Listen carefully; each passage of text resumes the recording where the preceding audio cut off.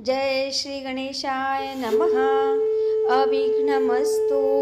आई कुलस्वामिनी माते की जय। जय श्री गुरुदत्त श्री स्वामी समर्थ महाराज की जय। निशंक होई रे मना, निर्भय होई रे मना, प्रचंड स्वामी बळ पाठीशी, नित्य आहे रे मना, नित्य आहे रे मना। श्री स्वामी समर्थ महाराज। नमस्कार स्वामी भक्त हो, श्री स्वामी समर्थ। मी सुनीता राजपूत आपल्या स्वामीओम चॅनलमध्ये सगळ्यांचे स्वागत करत आहे।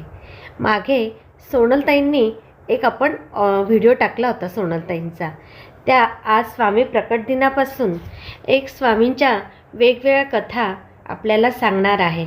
आणि हे आपल्याला कुठलेही ग्रंथ वाचायला जमत नाही, तर स्वामी राजा नावाचा जो ग्रंथ आहे त्याच्यातल्या कथा सोनलताई स्पेशल आपल्यासाठी घेऊन येत आहेत। तर कृपया ह्या कथा सगळ्यांनी ऐका आणि स्वामी राजा ग्रंथाचं पारायण केल्यासारखं होईल, याचा लाभ सगळ्यांनी घ्या। श्री स्वामी समर्थ, श्री स्वामी समर्थ। नमस्कार स्वामी भक्त हो, आज आपण पुन्हा आपल्या श्री स्वामी राजा या ग्रंथातील प्रकरण 9 गोष्टी रूपाने ऐकणार आहोत। श्री स्वामी समर्थ, जय जय स्वामी समर्थ। हावेरीचा हा सावकारी सराफी करणारा सुखवस्तू ब्राह्मण, पण गुरुभेटीच्या आर्ततेने सोलापूर जिल्ह्यासारख्या उष्ण व वृक्ष प्रांतात उन्हाळ्याच्या दिवसात आणि ऐन उन्हामध्ये मार्गक्रमणा करीत होता। त्याच्या मनी दाटून आलेल्या भक्तिप्रेमाने प्रेरित होऊन तो बिनदिक्कतपणे श्रीपाद श्री वल्लभांचे नामस्मरण करीत चालला होता। भक्तिभावनेचे हेच तर खरे वैशिष्ट्य आहे। देह जावो अथवा राहो असे म्हणणारे संत तुकाराम महाराज असोत, अगर देशप्रेमाने प्रेरित झालेले देशभक्त क्रांतिकारक असोत, त्यांची देहासक्ती संयमित असते, देहबुद्धी आत्मबुद्धी झालेली असते व ठरविलेले ध्येय गाठण्याचा ते प्राणपणाने प्रयत्न करीत असतात। हे ध्येय म्हणजेच भक्ती, मग ती श्रावण बाळाची मातृपितृभक्ती असो अथवा वासुदेव बळवंत फडक्यांसारख्या क्रांतिकारकांची असो, पंढरीची वाट चालणाऱ्या वारकऱ्यांची असो, अगर हिमालय चढणाऱ्या भाविक यात्रिकाची असो, ज्याच्या ठिकाणी ज्याचे ध्येय सिद्ध झाले ती प्रत्येक व्यक्ती याच भक्ती सामर्थ्याने आगेकूच करते। पाठीवर पडशी टाकलेल्या व घामाघूम झालेल्या बाळप्पांच्या जवळ एक बैलगाडी येऊन थांबली। आतून एक रुबाबदार उत्तम पोशाख केलेली श्रीमंत व्यक्ती उतरली व नम्रपणे म्हणाली, मी पुण्याचा जहागीरदार आहे, मी अक्कलकोटला निघालो आहे, गाडीत जागाही आहे, तुम्हीही आत बसा। बाळप्पांना वाटले, ह्या श्रीमंताचे केवढे हे नम्र बोलणे, दुसऱ्याची अडचण जाणणे व त्याचे दुःख ओळखणे म्हणजे सामान्य मनोवृत्ती नाही। या जहागीरदारावर नक्कीच गुरुकृपा झाली असली पाहिजे। ते नम्रपणे म्हणाले, मी गुरुमाऊलींच्या भेटीला निघालो आहे। ही पदयात्रा म्हणजे गुरुसेवाच अशी माझी धारणा आहे, पण आपल्या इच्छेला मान देण्यासाठी मी ही माझी पडशी आपल्या गाडीत ठेवतो, असे म्हणून बाळप्पा चालू लागले। त्या दिवशी रामनवमी होती। बाळप्पांनी दुधनीस मुक्काम केला। तो उपवासाचा दिवस व रामजन्म सोहळा तेथे पार पडला व दुसऱ्या दिवशी म्हणजे पारण्याच्या दिवशी बाळप्पा अक्कलकोटास येऊन पोहोचले. आजच्या शुभमुहूर्तावर माझ्या दृष्टीचे पारणे फिटणार, आज मला गुरुदर्शन होणार या कल्पनेने ते अंतर्बाह्य मोहरले. आज हवेरी सोडल्याचे, कुटुंबीय सोडल्याचे सार्थक झाले. देवाच्या सख्यत्वासाठी पडाव्या जीवलगांच्या तुटी, सर्वस्व अर्पावे शेवटी, प्राण तोही अर्पावा. पण माझी मायेची गुरुमाऊली तिने प्राण अर्पण करण्यापर्यंत वेळच येऊ दिली नाही. रिक्त हस्ते जावे, न गुरु भेटी न देव भेटी, अगर राजभेटीसाठी. हा संकेत बाळप्पांना माहीत होता. त्यांनी 1 पैशाची खडीसाखर घेतली व गुरुदेव कुठे असतील याचा शोध घेण्यास सुरुवात केली. इकडे खासबागेत स्वामी समर्थही आपल्या शिष्यभेटीसाठी आतुरले होते. औदुंबर वृक्षाखाली स्वामी महाराज पहुडले असताना बाळप्पा वेगाने तेथे आले. त्यांनी महाराजांच्या चरणी खडीसाखर ठेवली व त्याच क्षणी त्यांच्या पायावर मस्तक ठेवले. एखाद्या विद्युलतेप्रमाणे त्यांच्या सर्वांगातून आनंदाची शिरशिरी सळसळून गेली. काय होते आहे हे त्यांनाच कळेना. ते भारावलेल्या अवस्थेत तसेच बसून राहिले. बाळप्पांच्या अंगात संचरलेला आनंदोन्मेष जणू महाराजांच्या अंगी संचरला. कारण ते बेभान अवस्थेत खासबागेतल्या प्रत्येक झाडाला मिठी मारत होते. थुई थुई नाचल्याप्रमाणे स्वामी महाराज पळत होते. सेवेकऱ्यांच्या लक्षात आले की हा कोणीतरी निस्सीम निष्ठावंत भक्त असणार. म्हणूनच स्वामी महाराज या आलिंगनाने आपला हर्ष व्यक्त करीत आहेत.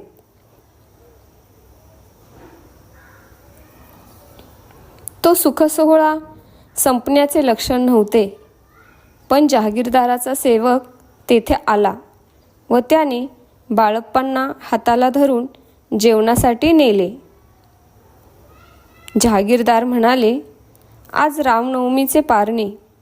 आपल्यासारख्या शुचिर्भूत गुरुभक्त ब्राह्मणाला पंक्तीला घेऊन बसावे म्हणून तुम्हाला सेवक घेऊन आला आहे.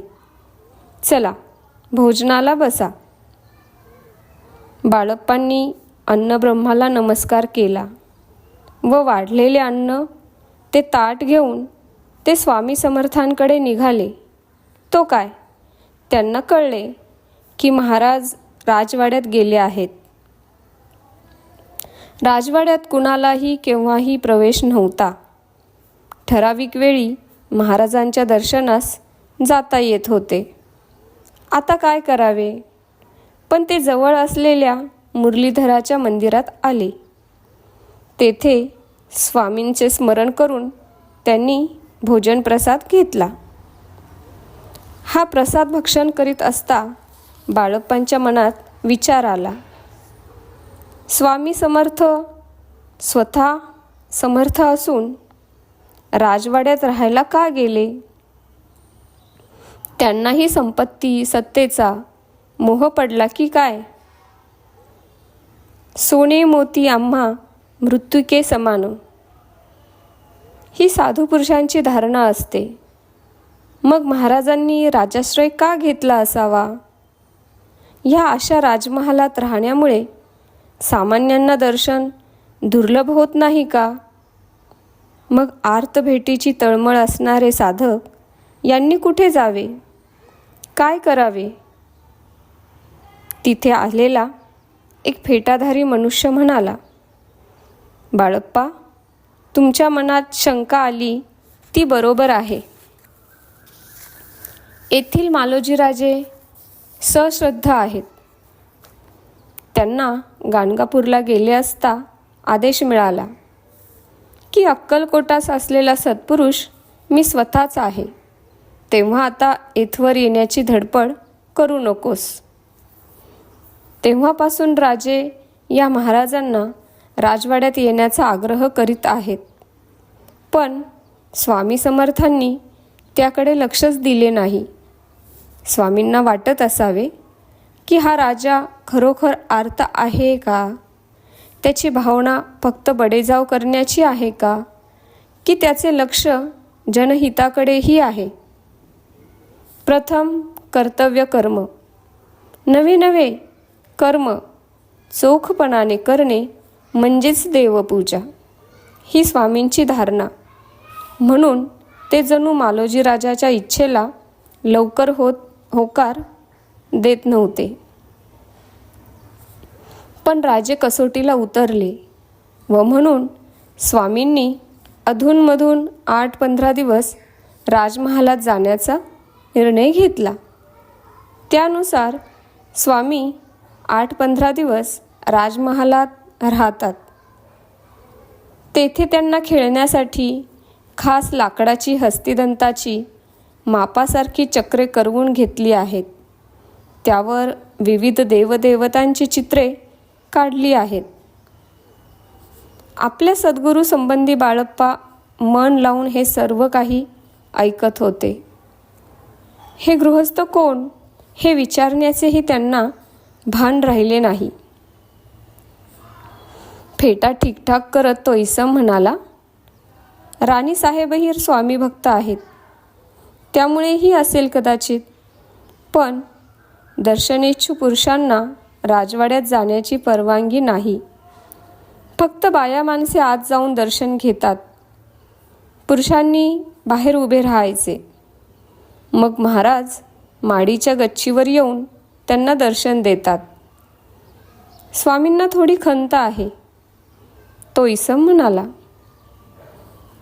सद्गुरूंना आणि खंत ती कसली? बाळप्पांनी विचारले.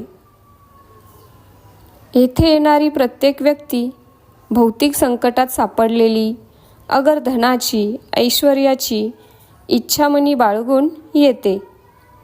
पण जिज्ञासू माणसे विरळा आणि ज्ञान अभिलाषेने येणारे तर अगदी नाही म्हणावे यात जमा. हीच स्वामींना खंत आहे. बाळप्पा अंतर्मुख झाले.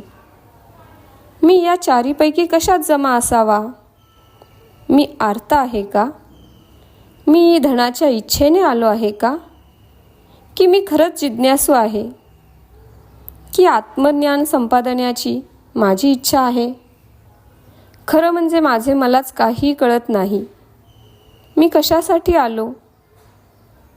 फक्त ठामपणे एवढे म्हणू शकतो की मी अर्थार्थी नाही, नक्कीच नाही. अर्थात हा सगळा उलगडा स्वामी सानिध्य राहिल्यावरच कळेल. उगाच बुद्धी विचलित कशाला होऊ द्यायची? तेथे दर्शनाला आलेल्या चोळप्पांना पाहून हे पागोटेधारी सखाराम म्हणाले, अप्पा, आता स्वामी राजवाड्यात असताना त्यांना कोण जेवू घालते? त्यांची अंघोळ वगैरे? बाळप्पा म्हणाले, म्हणजे स्वामी समर्थांना जेवू घालावे लागते? त्यांना दुसऱ्यांनी स्नान घालावे लागते? सखाराम म्हणाले, हो तर. रोज चोळप्पा स्वामींना भरवतात, तेव्हा ते जेवतात. जर भरवले नाही तर ते कित्येक दिवस अन्नही ग्रहण करत नाहीत, अगर स्नानही करत नाहीत. त्यांना वस्त्रसुद्धा नेसवावे लागते, नाहीतर ते दिगंबरावस्थेत. बाळप्पा म्हणाले, जो नित्य तृप्त आहे, जो नित्य शुद्ध आहे, त्याला खरं तर अन्न, वस्त्र, अंघोळ ही अपेक्षा नसते. हे सारे सोपस्कार आम्ही आमच्या आनंदासाठी करतो. चोळप्पा म्हणाले, सखाराम, आता ती सारी सेवा सुंदराबाईच करते. ते बाळप्पाकडे पाहून म्हणाले, ही सुंदराबाई सोलापूरची आहे. तिच्या पायास उष्णतेने फोड आले होते. पुढे ते चिघळले, नासले. कोणत्याच औषधाचा गुण येईना. शेवटी स्वामी महाराजांची कीर्ती ऐकून ती येथे आली व स्वामींची सेवा करू लागली. ही बाई स्वभावाने कडक व वृत्तीने चांगली नाही, तरी ती स्वामींची सेवा अगदी नेटाने करत होती.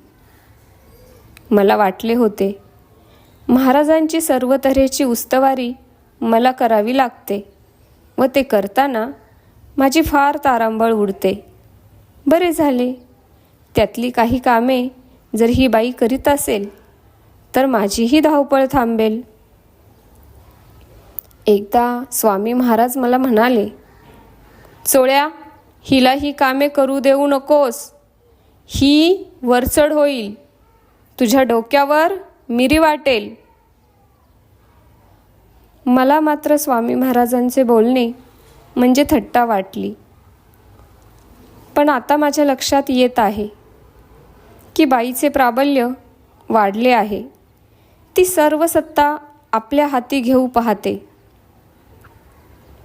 सत्ता? ती कसली? बाळप्पांना आश्चर्य वाटले. चोळप्पा म्हणाले, महाराजांच्या दर्शनास अनेक लोक लांबून लांबून येतात, पण ही बाई कायदा दाखवते. त्यांची दर्शनाची इच्छा पूर्ण करीत नाही. कधी म्हणते महाराज झोपले आहेत, कधी म्हणते ते इथे नाहीत, तर कधी म्हणते. सखाराम मध्येच म्हणाले, पण अंतर्ज्ञानाने महाराजांना हे कळत असेलच की आर्त्यांना, जिज्ञासूंना ते दर्शन देतच असतील की. चोळप्पा म्हणाले, हो तर ते दर्शन देतातच, पण हिचा टमटमाट चालूच राहतो. ही टेंभा मिरवतीच राहते. बरं, येणारा प्रत्येकजण रिक्त हस्ताने येत नाही. तेव्हा त्यांनी आणलेली फळफळावळ, मेवा मिठाई, पैसा अडका सर्व सुंदराबाईच्या ताब्यात असते. आता तर काय, तिने राणीसाहेबांची मर्जीही संपादन केली आहे. तिचा रुबाब अधिकच वाढला आहे.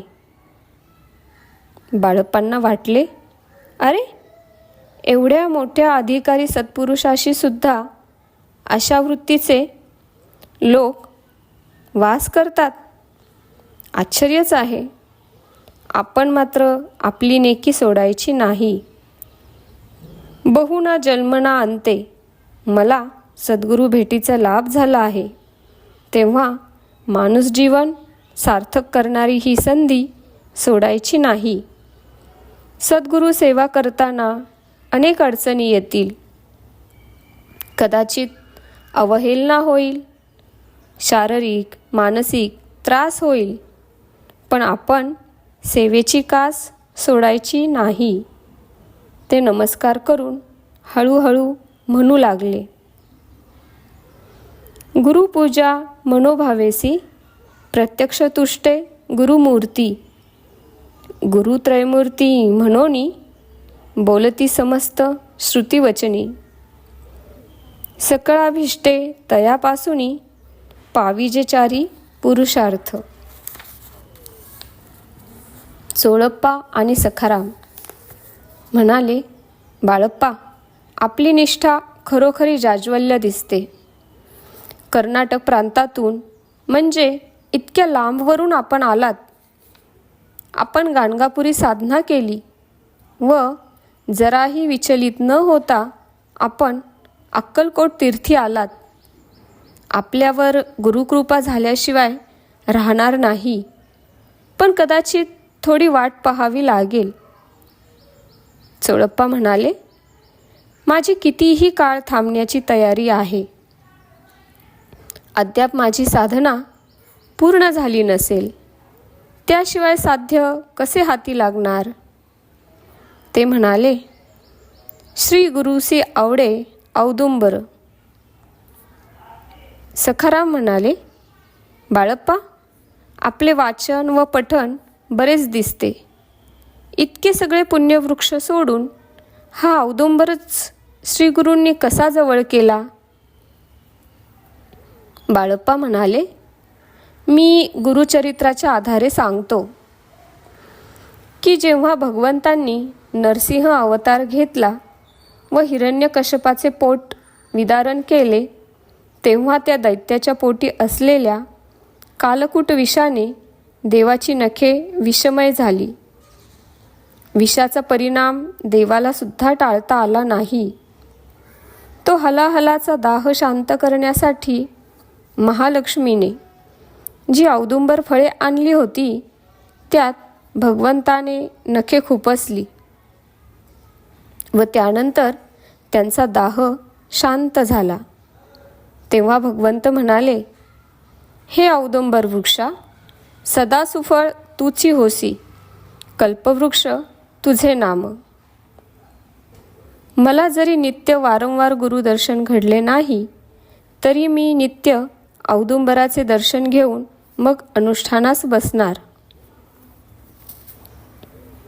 सद्गुरूंची सेवा करायची म्हणजे नेमके काय करायचे हा बाळप्पांना संभ्रम होता.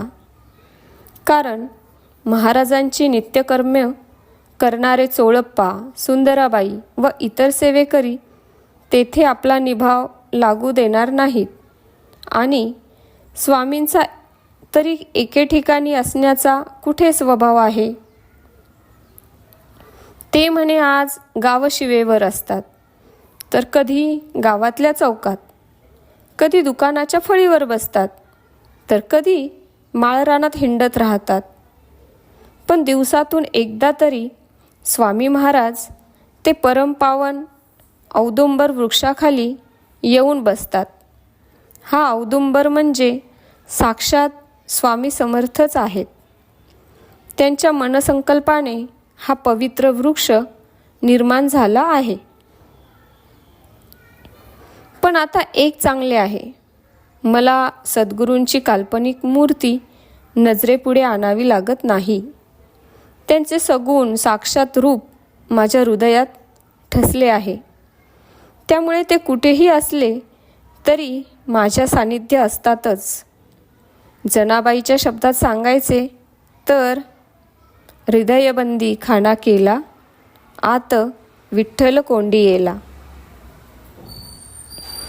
त्या दिवशी स्वामींची स्वारी शेख नुरुद्दीनच्या दर्ग्यात बसली होती. तेथे एक दोन मलंग फकीरही होते. महाराजांना भेदाभेद नव्हता. भेदाभेद अमंगल आहे त्यानुसार ते वागत होते. त्यांना महारवाडा अगर राजवाडा दोन्हीही सारखेच. तेथे बसप्पा तेली आला. बिचारा गरिबीने पिडला होता. त्याला 3 मुलगे होते. बसप्पा मनशांतीसाठी महाराजांच्या दर्शनाला आला होता. त्याचवेळी एक ब्राह्मण दाम्पत्य कोकणातून येथे स्वामींची कीर्ती ऐकून आलं होतं.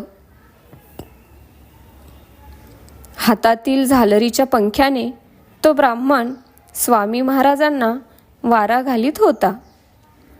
स्वामींनी त्या जोडप्याकडे आपाद मस्तक पाहिले आणि चटकन ते म्हणाले, राधा. त्याबरोबर दोघांना फार आश्चर्य वाटले. माझे नाव ह्यांना कसे कळले? त्यापेक्षाही आश्चर्य तर पुढेच होते. स्वामी महाराज म्हणाले, राधा, ह्या तेल्याची ही 3 मुले मागच्या जन्मीची तुझीच मुले आहेत. त्यांना प्रेमाने जवळ घे.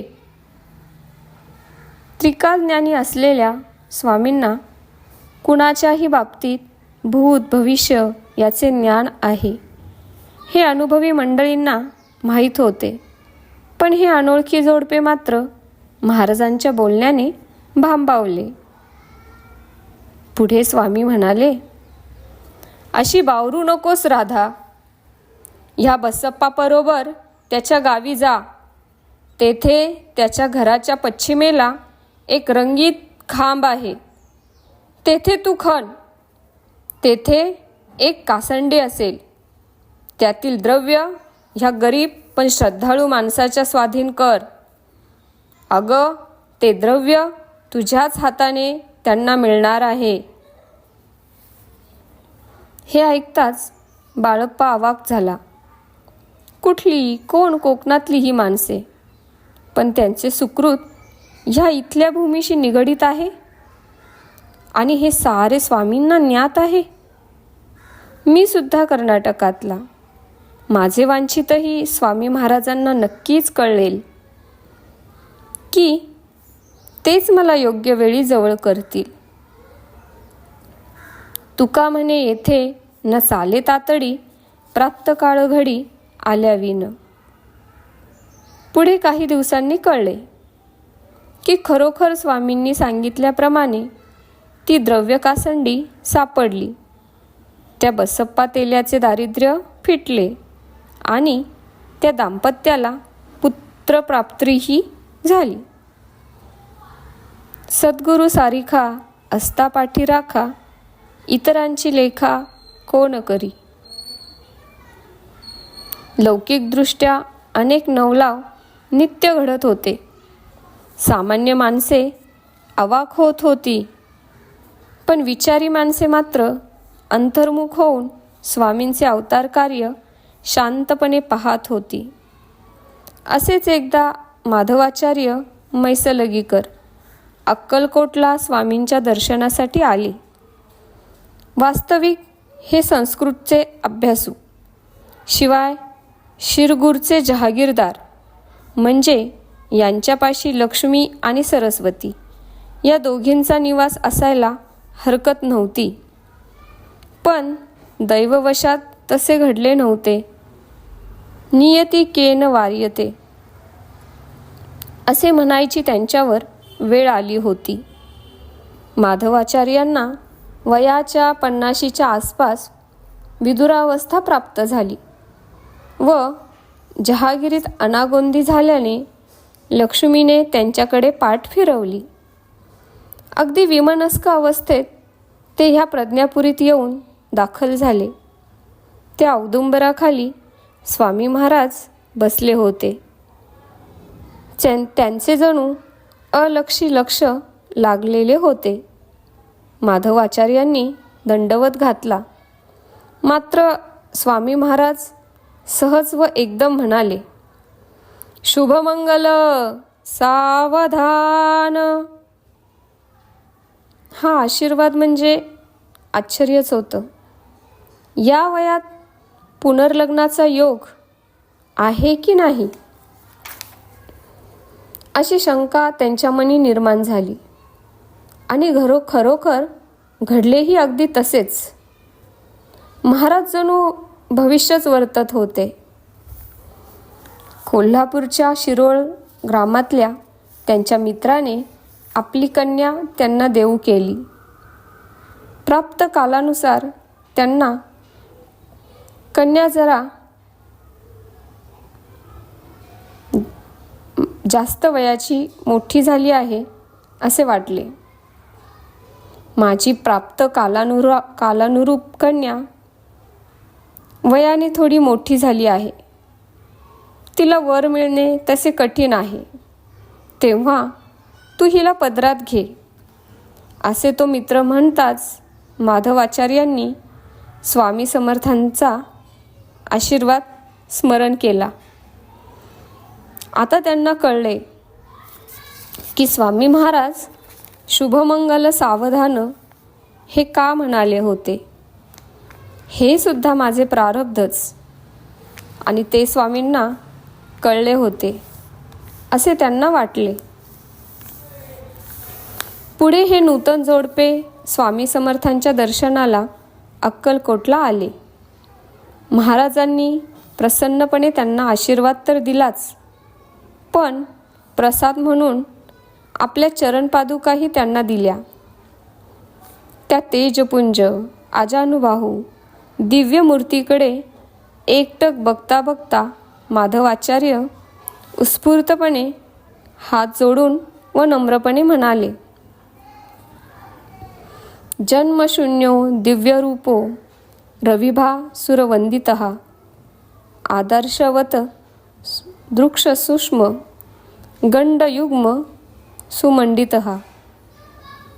माधव शास्त्री म्हणाले, सद्गुरुनाथा, आपले चरित्र संस्कृतमध्ये लिहिण्याची आपण मला प्रेरणा द्यावी.